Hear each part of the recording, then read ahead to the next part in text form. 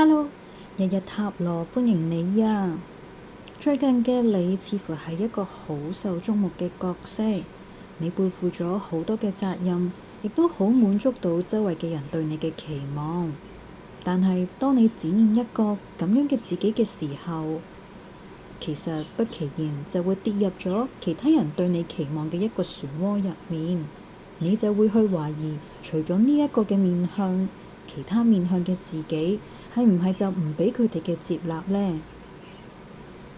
水晶卡嘅刺石物想提醒你，必要時需要去隔絕唔屬於你嘅干擾，建立一個健康嘅界線，去保護屬於自己嘅能量，而唔係一味咁去迎合同為咗其他人去付出啊！同時，水晶卡嘅輪灰石提醒你，你絕對有權利去展現最真實嘅自我，所以你唔需要再自我質疑同埋設限，勇敢一啲去展現另外一個部分最真實嘅自己，你就會發現原來做自己，